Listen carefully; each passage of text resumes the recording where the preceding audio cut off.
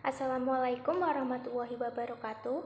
Nama saya Sarah Madian Putri Tristihar, NIM 2021-11080, kelas 2B Manajemen. Tujuan saya membuat video ini adalah untuk memenuhi ujian tengah semester mata kuliah Bahasa Indonesia. Pada soal yang pertama, jelaskan berdasarkan temuan mahasiswa di lapangan faktor apa saja yang menyebabkan terjadinya kesalahan penulisan ejaan. Berikan contoh kesalahan ejaan yang sering muncul. Jawaban saya yaitu, bahasa merupakan alat yang cukup penting dalam kehidupan. Pembelajaran bahasa pada hakikatnya diarahkan untuk meningkatkan kemampuan seseorang dalam berkomunikasi baik secara lisan maupun tulis dengan baik dan benar. Seringkali kita menemukan penggunaan ejaan yang salah dalam sebuah tulisan. Faktor apakah yang menyebabkan kesalahan ejaan itu terjadi? Yang pertama adalah keterbatasan waktu dalam pembelajaran menulis dan kurang penguasaan kaidah penulisan ejaan.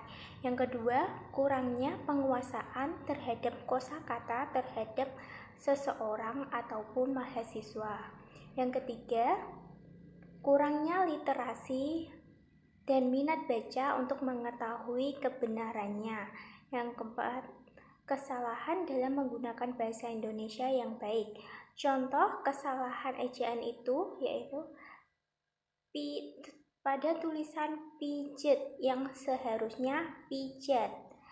Pijat menggunakan huruf vokal E itu salah karena tidak baku. Yang benar adalah pijat dengan huruf vokal A karena itu merupakan tulisan yang baku.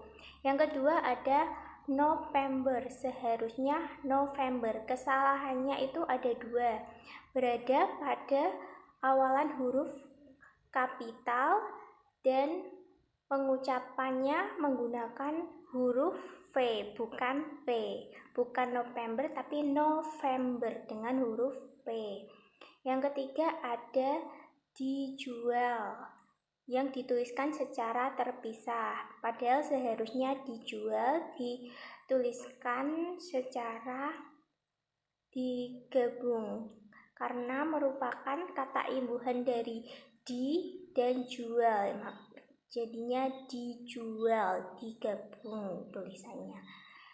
Soal yang kedua, bagaimana langkah membedakan kutipan langsung dan kutipan tidak langsung dalam pengutipan? Jelaskan dan berikan contohnya.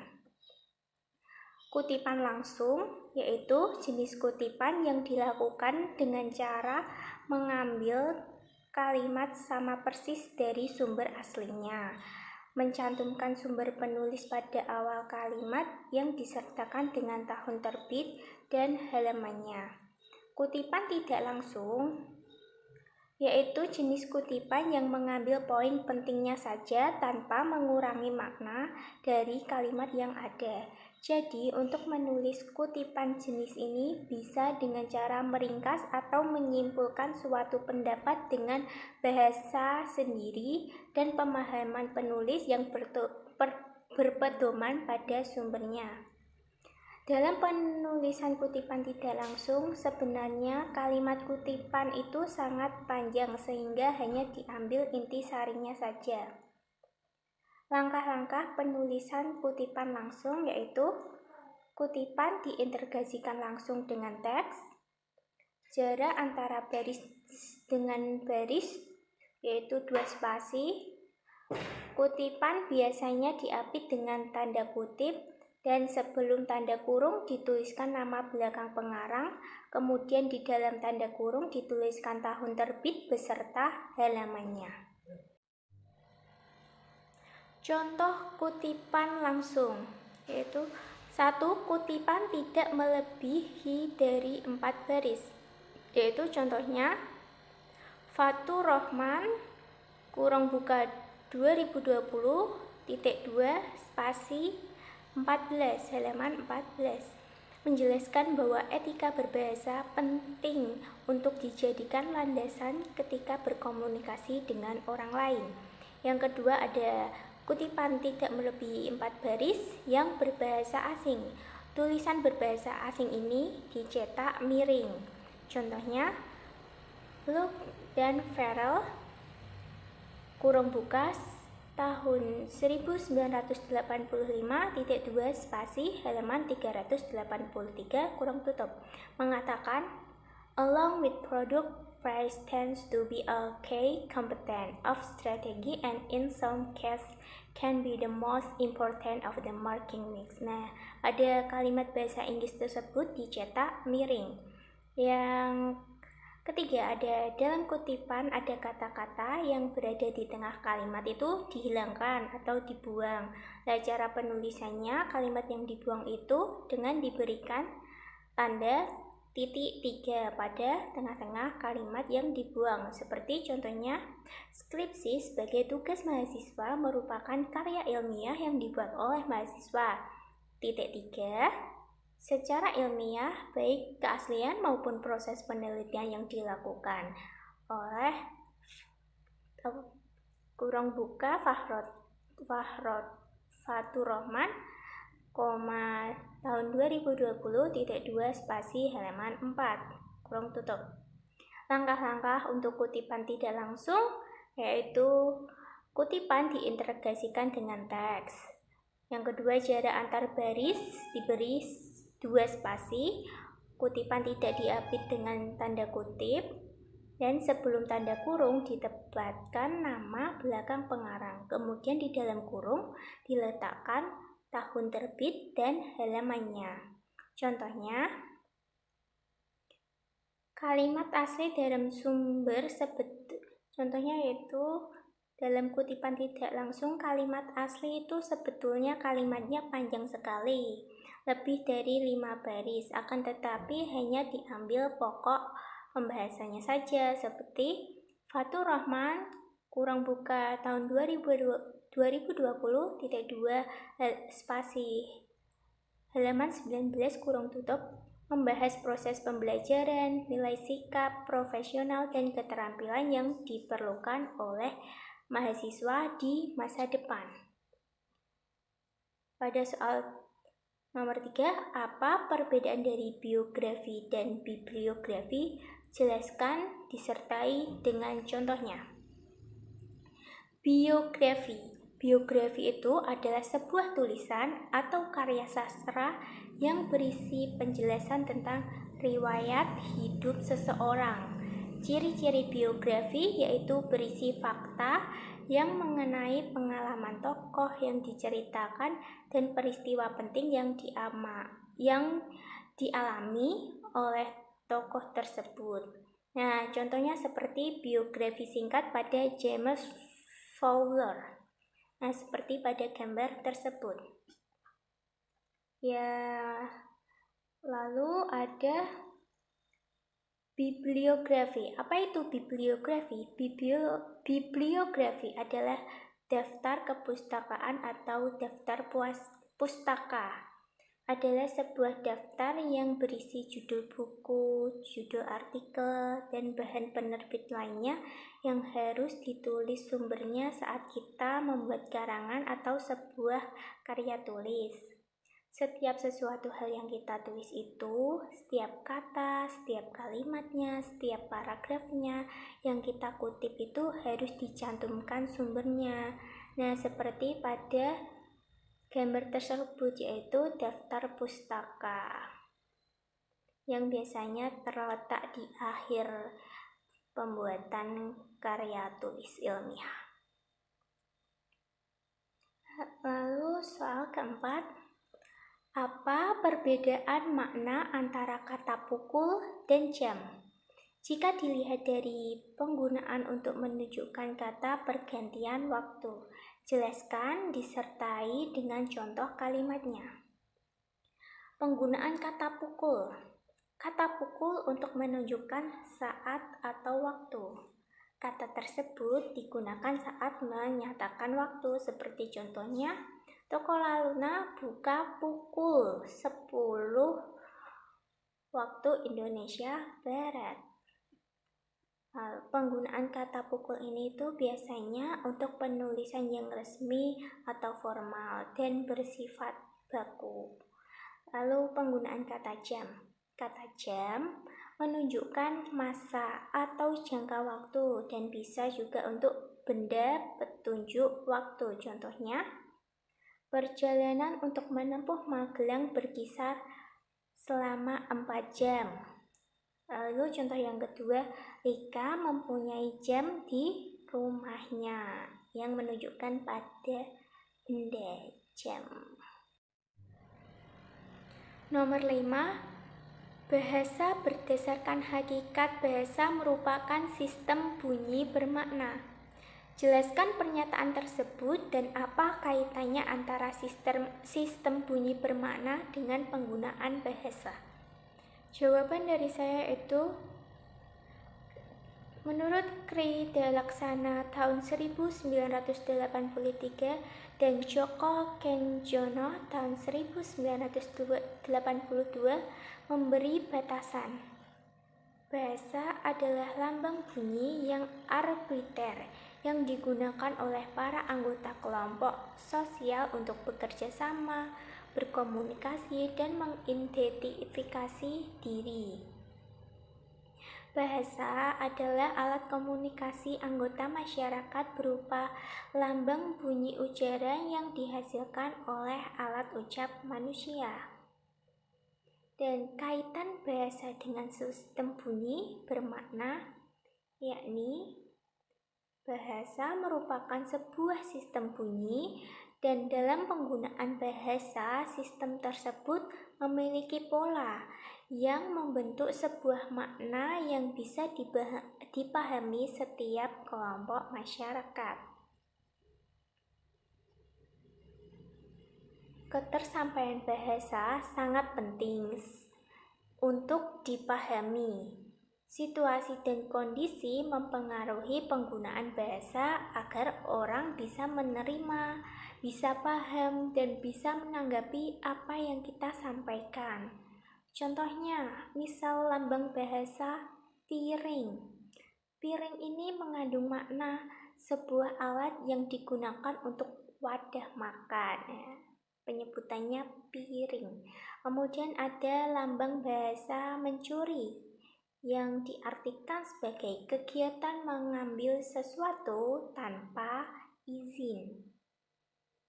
Bahasa ini bersifat arbiter karena setiap kelompok masyarakat membuat kata atau simbol bahasanya sendiri sesuai kesepakatan mereka masing-masing, dan yang mengerti hanya lingkup kelompok tersebut saja.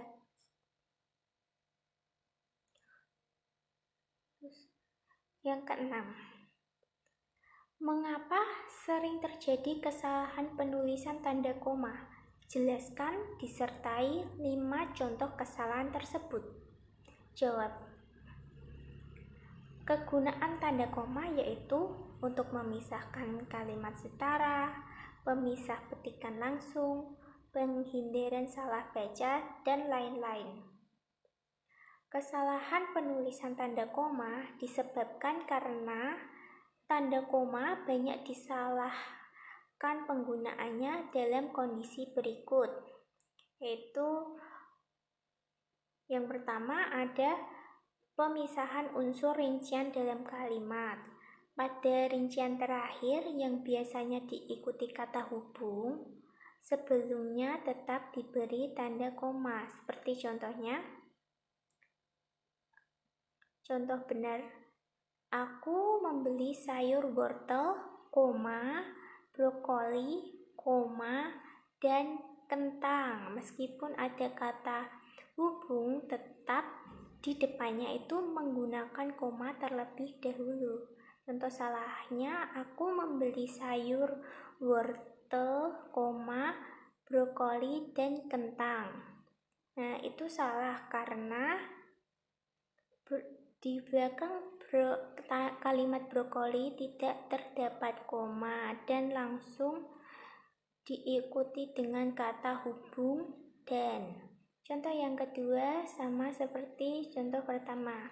Les akan dimulai pada hari Senin, Selasa, dan Rabu. Itu contoh yang benar. Contoh yang salah, les akan dimulai pada hari Senin, Selasa, dan Rabu. Pada kalimat Selasa di belakangnya tidak ada koma. Itu salah. Lalu yang kedua, penggunaan mengikuti kata hubung. Tanda koma terletak sebelum kata hubung yang terletak di tengah kalimat dan setelah kata hubung yang terletak di akhir kalimat. Contohnya seperti, dia sangat rajin saat di sekolah, tetapi dia malas jika di rumah. Nah, itu contoh benarnya. Yang contoh salah, dia sangat rajin di sekolah, tetapi, dia malas jika di rumah. Nah, penggunaan tanda koma yang contoh salah itu tidak tepat karena tanda koma itu diletakkan di kalimat setelah sekolah, bukan setelah tetapi. Lalu yang ketiga ada pemisahan antara anak kalimat yang mendahului induk kalimat. Hal ini tidak berlaku jika induk kalimat mendahului anak kalimat. Contohnya yaitu, karena diajak oleh teman-temannya, Sony tidak mau ikut bermain lagi. Itu adalah contoh yang benar. Contoh yang salah yaitu, Sony tidak mau bermain lagi, karena diajak oleh teman-temannya. Lalu ada contoh lagi. Karena hari ini sibuk, aku akan lembur kerja seharian. Itu adalah contoh penggunaan tanda koma yang benar. Yang contoh salahnya, aku akan lembur kerja seharian, karena hari ini sibuk. Itu adalah contoh yang salah. Nomor 7. Apa perbedaan dari makna tanda titik 2 dengan titik koma? Jelaskan disertai 2 contoh penggunaan tanda tersebut yang benar. Tanda titik 2. Tanda titik 2 digunakan pada akhir dari suatu pernyataan lengkap. Contoh, bahan-bahan yang diperlukan, titik 2, lalu disebutkan kertas, gunting, lem, dan pensil warna. Lalu tanda titik 2 digunakan untuk ungkapan yang memerlukan pemerian. Apa itu pemerian? Pemerian yaitu penjelasan atau detail atau spesifikasi. Contoh, ketua, titik 2, Suherto, jenis kelamin, titik 2, laki-laki. Yang ketiga, tanda titik 2 digunakan dalam dialog pada drama. Contohnya Aldi, aku, titik 2, baru kalimat dialog. Sarah, titik 2, baru kalimat dialognya. Yang kedua, tanda titik koma. Tanda titik koma digunakan sebagai pengganti kata hubung. Contoh, cuaca sedang buruk, titik koma, anak-anak harus tetap di dalam rumah saja. Terus tanda titik koma digunakan sebagai akhiran perincian, seperti pada contoh, pria wanita berumur maksimal 30 tahun yang diakhiri dengan titik koma. Terus titik koma digunakan untuk memisah 2 kalimat seperti pada contoh, Joko membeli buku, pensil, dan penghapus, titik koma, tas dan topi, titik koma, makanan dan minuman. Nomor 8. Jelaskan mengapa sering terjadi kesalahan penulisan huruf miring. Berikan contoh kesalahan tersebut disertai dengan pembenarannya. Jawabnya, penyebab kesalahan penggunaan huruf miring yaitu karena kurangnya pemahaman mengenai kaidah-kaidah penulisan yang benar dan kurangnya ketelitian dalam penulisannya. Contoh kesalahan penggunaan huruf miring, yaitu huruf miring digunakan untuk menegaskan atau mengkhususkan huruf, bagian kata atau kelompok kata penegas. Seperti contohnya pada contoh 1, contoh kalimat benar, orang itu hidupnya bagai burung dalam sangkar. Bagai burung dalam sangkar dicetak miring karena merupakan kalimat untuk menegaskan sesuatu. Contoh yang salah pada kalimat orang itu hidupnya bagai burung dalam sangkar.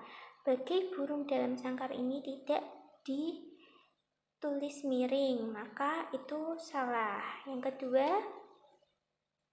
contoh penulisan yang benar, nama ilmiah komodo adalah Varanus komodoensis.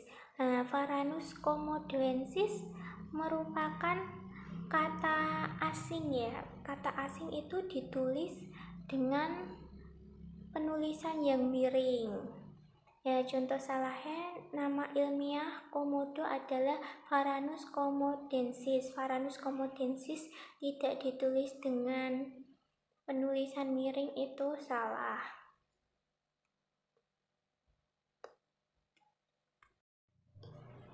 Pertanyaan nomor 9, jelaskan bentuk kesalahan penulisan konsonan dan vokal pada karya tulis ilmiah.